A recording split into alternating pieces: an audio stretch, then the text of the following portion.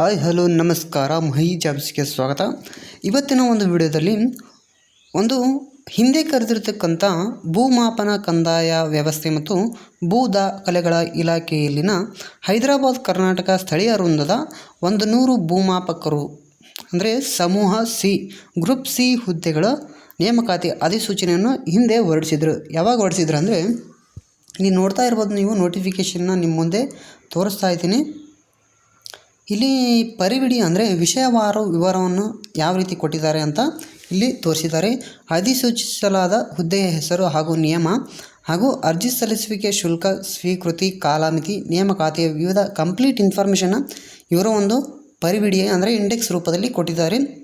ನಾವಿದರ ಬಗ್ಗೆ ನಿಮಗೆ ಈ ವಿಡಿಯೋದಲ್ಲಿ ಕಂಪ್ಲೀಟಾಗಿ ಇನ್ಫಾರ್ಮೇಷನ್ನ ತಿಳಿಸಿಕೊಡ್ತೇವೆ.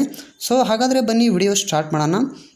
ಇಲ್ಲಿ ನೋಡ್ತಾ ಇರ್ಬೋದು ನಾವು 29/2/2024 ಈ ಹುದ್ದೆಗೆ ಅಧಿಸೂಚನೆಯನ್ನು ಹೊರಡಿಸಿದ್ರು.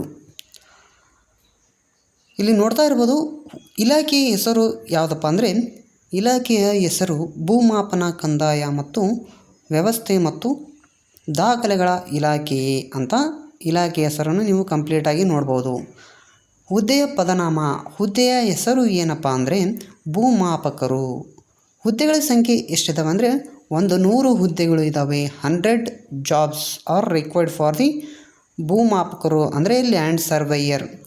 ಈ ಗ್ರೂಪ್ ಸಿ ಹುದ್ದೆ ಇದಾಗಿರುತ್ತದೆ. ಇಲ್ಲಿ ನೋಡ್ತಾ ಇರ್ಬೋದು ಯಾವ ವೃಂದ ಅಂದರೆ ಗ್ರೂಪ್ ಸಿ ಹುದ್ದೆ. ಮತ್ತು ಇದಕ್ಕೆ ಪೇಮೆಂಟ್ ಎಷ್ಟಂದರೆ 23,500ರಿಂದ 47,650 ರೂಪಾಯಿವರೆಗೆ ನೀವು ಪೇಮೆಂಟನ್ನು ನೋಡ್ಬೋದಾಗಿದೆ. ಹಾಗಾದರೆ ಈ ಹುದ್ದೆಗಳಿಗೆ ಅರ್ಜಿ ಸಲ್ಲಿಸಲು ಒಂದು ನಿಗದಿಪಡಿಸಿರುತ್ತಾರೆ. ದಿನಾಂಕವನ್ನು ನಿಗದಿಪಡಿಸಿದ್ದು ನೋಡೋದಾದರೆ 11/3/2024 ಈ ಹುದ್ದೆಗಳ ಅರ್ಜಿ ಸಲ್ಲಿಸಲು ಪ್ರಾರಂಭ ಮಾಡಿದರು. ಹಾಗೂ ಕೊನೆಯ ದಿನಾಂಕ 10/4/2024 ಮತ್ತು ಅದರ ಬಗ್ಗೆ ಕಂಪ್ಲೀಟ್ ಅಂದರೆ ಟೆಂಟೇಟಿವ್ ಡೇಟ್ ಕೂಡ ಬಿಟ್ಟಿದ್ದರು ಎಕ್ಸಾಮ್ ಬಗ್ಗೆ.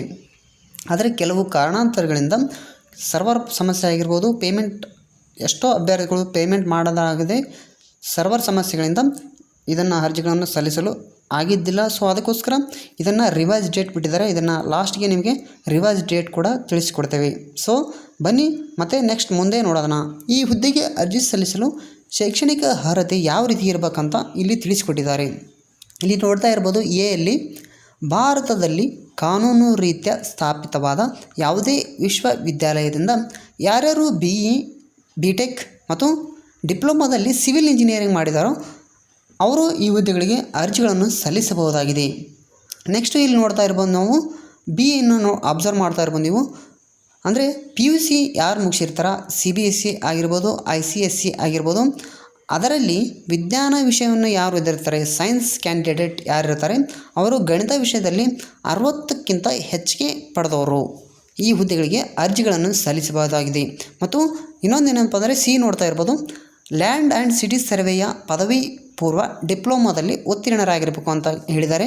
ಮತ್ತು ಡಿನ ನೋಡೋದಾದರೆ ಕರ್ನಾಟಕ ಸರ್ಕಾರದ ಉದ್ಯೋಗ ಹಾಗೂ ತರಬೇತಿ ಇಲಾಖೆ ನಡೆಸುವ ITI ಇನ್ ಸರ್ವೆ ಟ್ರೇಡ್ನಲ್ಲಿ ಉತ್ತೀರ್ಣರಾಗಿರ್ಬೇಕಂತ ಈ ರೀತಿಯಾದಂಥ ಶೈಕ್ಷಣಿಕ ವಿದ್ಯಾರ್ಹತೆಯನ್ನು ನಾವು ಅಬ್ಸರ್ವ್ ಮಾಡ್ತಾ ಇರ್ಬೋದು ನಾವಿಲ್ಲಿ. ಹಾಗಾದರೆ ಒಂದು ವಿಶೇಷ ಸೂಚನೆಯನ್ನು ಕೊಟ್ಟಿದ್ದಾರೆ. ಈ ಹುದ್ದೆಗೆ ಅರ್ಜಿ ಸಲ್ಲಿಸಿದ ಮೇಲೆ ಯಾವುದೇ ತಿದ್ದುಪಡಿಯನ್ನು ಮಾಡಲಾಗುವುದಿಲ್ಲ ಅಂತ ಕೂಡ ಕೊಟ್ಟಿದ್ದಾರೆ. ಯಾವುದೇ ಮನವಿಗಳನ್ನು ತಿರಸ್ಕರಿಸ್ತೇವೆ ಅಂತ ಕೂಡ ಹೇಳಿದ್ದಾರೆ. ಈ ಅರ್ಜಿಗಳನ್ನು ಆನ್ಲೈನ್ ಮೂಲಕ ಭರ್ತಿ ಮಾಡಿ ಭಾವಚಿತ್ರ, ಸಹಿ, ವಯೋಮಿತಿ, ವಿದ್ಯಾರ್ಹತೆ ಹಾಗೂ ಕೋರಿದ ಮೀಸಲಾತಿಗೆ ಸಂಬಂಧಿಸಿದ ಎಲ್ಲ ದಾಖಲೆಗಳನ್ನು ಅಪ್ಲೋಡ್ ಮಾಡಿದ ನಂತರ ಶುಲ್ಕವನ್ನು net banking, debit card, credit card ಮೂಲಕ ಸಂದಾಯ ಮಾಡಬಹುದಾಗಿರುತ್ತದೆ. ಶುಲ್ಕವನ್ನು ಪಾವತಿಸಿದ ಹಾಗೂ ದಾಖಲೆಗಳನ್ನು, ಭಾವಚಿತ್ರ, ಸಹಿಯನ್ನು ಅಪ್ಲೋಡ್ ಮಾಡದೇ ಇರುವ ಅಸ್ಪಷ್ಟ ದಾಖಲೆಗಳನ್ನು ಅಪ್ಲೋಡ್ ಮಾಡಿರುವ ಅಭ್ಯರ್ಥಿಗಳ ಅರ್ಜಿಗಳನ್ನು ತಿರಸ್ಕರಿಸಲಾಗುವುದು ಅಂತ ಕೂಡ ಇಲ್ಲಿ ತಿಳಿಸಿರುತ್ತಾರೆ. ಇಲ್ಲಿ ಮೇನ್ ನೋಡ್ಬೋದು, ಇವನ್ನೆಲ್ಲ ಅಬ್ಸರ್ವ್ ಮಾಡಬೇಕು. ನೀವು ಅಬ್ಸರ್ವ್ ಮಾಡಿಲ್ಲ ಅಂದರೆ ನೀವು ಅರ್ಜಿಗಳನ್ನು ತಪ್ಪಾಗಿರ್ಬಿಡ್ತವೆ. ಸೊ ಅದಕ್ಕೋಸ್ಕರ ಅವರು ವಿಶೇಷ ಸೂಚನೆ ಅಂತ ಕೂಡ ಕೊಟ್ಟಿದ್ದಾರೆ. ಅವನ್ನೆಲ್ಲ ಗಮನಿಸಿ ನೀವು ಅರ್ಜಿಗಳನ್ನು ಕೂಡ ಸಲ್ಲಿಸಬಹುದಾಗಿದೆ. ಅರ್ಜಿ ಸಲ್ಲಿಸುವ ಹಂತಗಳು ಕೂಡ ಕೊಟ್ಟಿದ್ದಾರೆ.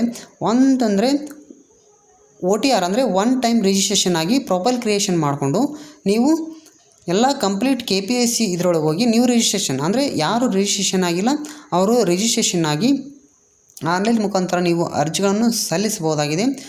ಅದರ ಬಗ್ಗೆ ಸಂಬಂಧಪಟ್ಟಂಥ ಒಂದು ಕಂಪ್ಲೀಟ್ ಇನ್ಫಾರ್ಮೇಷನ್ನ ಈ ನೋಟಿಫಿಕೇಷನಲ್ಲಿ ಅವರು ತಿಳಿಸ್ಕೊಟ್ಟಿದ್ದಾರೆ. ಅಲ್ಲಿ ಹೋಗಿ ನೀವು ಅಪ್ಲೈ ಅಂತ ಕೊಟ್ಟರೆ ಇನ್ನೊಂದು ಸೂಚನೆಗಳನ್ನು ಕೊಟ್ಟಿದ್ದಾರೆ. ಯಾವ ರೀತಿಯಾದಂತಹ ಡಾಕ್ಯುಮೆಂಟ್ ಇದೆ ಅದರಲ್ಲಿ ಇರತಕ್ಕಂಥ ಡಾಕ್ಯುಮೆಂಟ್ನ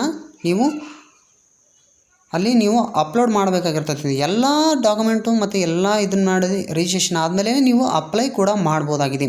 ಅದರ ಬಗ್ಗೆ ಸಂಬಂಧಪಟ್ಟಂಥ ಒಂದು ನೀವು ಕಂಪ್ಲೀಟ್ ವಿಡಿಯೋನ ನೀವು ಸಿಗ್ತೈತಿ. ಸೊ ಅವನ್ನ ನೋಡಿಕೊಂಡು ನೀವು ಅರ್ಜಿಗಳನ್ನು ಸಲ್ಲಿಸಬಹುದಾಗಿದೆ. ಎಲ್ಲ ಡಾಕ್ಯುಮೆಂಟ್ನ ನೀವು ಏನಂದರೆ 10th ಮಾರ್ಕ್ಸ್ ಕಾರ್ಡ್ ಆಗಿರ್ಬೋದು, PUC ಮಾರ್ಕ್ಸ್ ಕಾರ್ಡ್ ಆಗಿರ್ಬೋದು, ಡಿಗ್ರಿ ಮಾರ್ಕ್ಸ್ ಕಾರ್ಡ್ ಆಗಿರ್ಬೋದು, ನಿಮ್ಮ ಭಾವಚಿತ್ರ, ನೆಕ್ಸ್ಟು ನಿಮ್ಮ ಸಹಿ, ನಿಮ್ಮ ಅದು ಏನಂದರೆ JPEJ ಫಾರ್ಮಲ್ಲಿ ಇರಬೇಕು. ಆರ್ JPG ಫಾರ್ಮಲ್ಲಿ ಇದ್ದರೆ ನೀವು ಅಪ್ಲೈಯನ್ನು ಮಾಡ್ಬೋದು. ಅಂದರೆ ತೊಗೊಳುತ್ತೆ ಅದು ತಂತ್ರಾಂಶದಲ್ಲಿ ಹೋಗಿ ನೀವು ಅಪ್ಲೈಯನ್ನು ಮಾಡ್ಬೋದಾಗಿದೆ. ನೆಕ್ಸ್ಟ್ ಏನಪ್ಪ ಅಂದರೆ ಈಗ ಅರ್ಜಿ ಸಲ್ಲಿಸಿದ ನಂತರ ಯಾವ ರೀತಿ ಶುಲ್ಕವನ್ನು ಪಾವತಿಸ್ಬೋದು ಅಂತ ನೋಡೋದಾದರೆ net banking or debit card or credit card or UPI ಇವುಗಳ ಮುಖಾಂತರ ನೀವು ಪೇಮೆಂಟ್ನ ಕೂಡ ಮಾಡ್ಬೋದಾಗಿದೆ. ಇದನ್ನೆಲ್ಲ ನೋಡ್ತಾ ಇರ್ಬೋದು. ಅವರು ಕಂಪ್ಲೀಟಾಗಿ ಯಾವ ರೀತಿ ಪೇಮೆಂಟ್ ಮಾಡೋದಂತ ಅಂತಂದು ಇಲ್ಲಿ ತಿಳಿಸಿದ್ದಾರೆ. ಹಂತ 1, ಹಂತ 2, ಹಂತ 3, ಹಂತ 4, ಹಂತ 5, ಹಂತ 6 ಇದ್ರ ಬಗ್ಗೆ ಎಲ್ಲ ಕಂಪ್ಲೀಟ್ ಇನ್ಫಾರ್ಮೇಷನ್ನ ನಿಮಗೆ ತಿಳಿಸ್ಕೊಟ್ಟಿದ್ದಾರೆ. ಸೊ ನೀವು ಅದನ್ನು ನೋಡಿಕೊಂಡು ಅರ್ಜಿಗಳನ್ನು ಸಲ್ಲಿಸಬಹುದಾಗಿದೆ. ಹಾಗಾದರೆ ಇಲ್ಲಿ ಒಂದಿಷ್ಟು GM SC ST category 1 2A 2B 3A 3B X ಅಂದರೆ ಇವೆಲ್ಲ ಕೋಡ್ವರ್ಡ್ ಏನಿದ್ದಾವೆ ಅದರ ಬಗ್ಗೆ ಎಲ್ಲ ಕಂಪ್ಲೀಟ್ ಇನ್ಫಾರ್ಮೇಷನ್ನ ನಿಮಗೆ ಕೊಟ್ಟಿದ್ದಾರೆ. ಇದನ್ನು ನೋಡಿಕೊಂಡು ನೀವು ಅರ್ಜಿಗಳನ್ನು ಸಲ್ಲಿಸಬಹುದಾಗಿದೆ. ಹಾಗಾದರೆ ಈ ಹುದ್ದೆಗಳಿಗೆ ಅರ್ಜಿ ಸಲ್ಲಿಸಲು ಅರ್ಜಿ ಶುಲ್ಕವನ್ನು ಎಷ್ಟು ತೊಗೊಂಡಿದ್ದಾರಪ್ಪ ಅಂದರೆ ಸಾಮಾನ್ಯ ಅರ್ಹತೆ ಅಂದರೆ GM ಯಾರ್ಯಾರೆಲ್ಲ ಇದರಲ್ಲೇ ಜನರಲ್ ಮೆರಿಟ್ ಅಭ್ಯರ್ಥಿಗಳಿಗೆ ₹600 ಅರ್ಜಿಗಳಿಗೆ ₹600 ಅರ್ಜಿ ಶುಲ್ಕವನ್ನು ನೀವು ಪಾವತಿಯನ್ನು ಮಾಡಬೇಕಾಗಿರುತ್ತದೆ. ನೆಕ್ಸ್ಟ್ ಪ್ರವರ್ಗ 2A 2B 3A 3B ಸೇರಿದ ಅಭ್ಯರ್ಥಿಗಳು ₹300.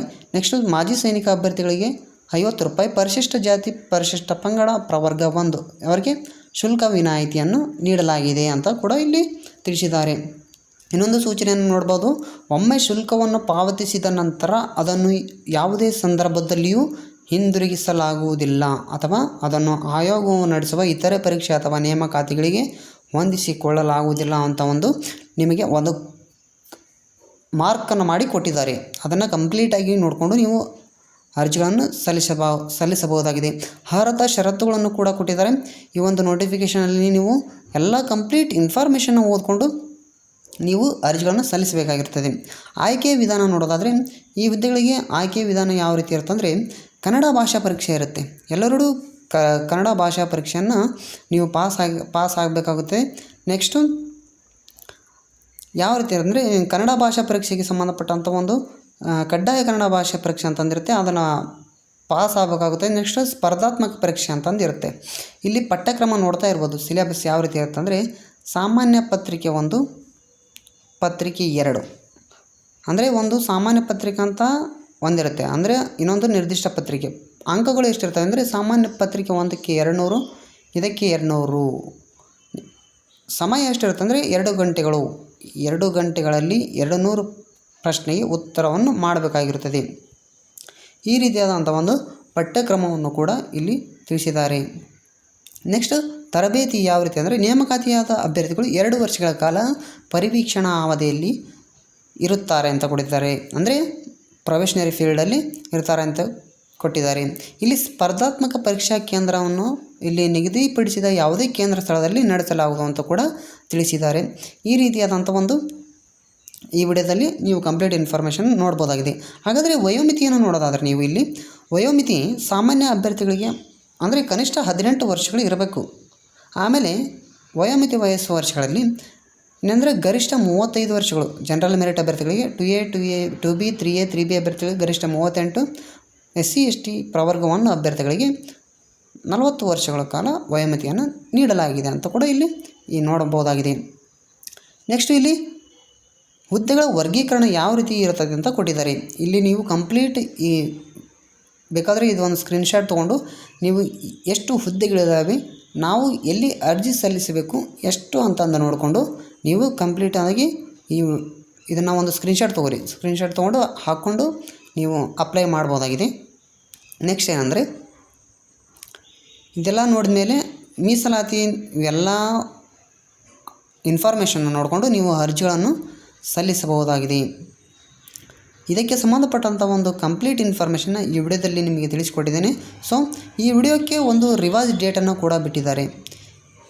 ಈ ರಿವೈಸ್ ಡೇಟ್ನ ನಾನು ನಿಮಗೆ ಈ ಸ್ಕ್ರೀನ್ನಲ್ಲಿ ಹಾಕಿರ್ತೀನಿ. ಸೊ ಅದನ್ನು ನೋಡಿಕೊಂಡು ಮತ್ತೆ ನೀವು KPSCಯ ಮೂಲಕ ಅರ್ಜಿಗಳನ್ನು ಸಲ್ಲಿಸಬಹುದಾಗಿದೆ.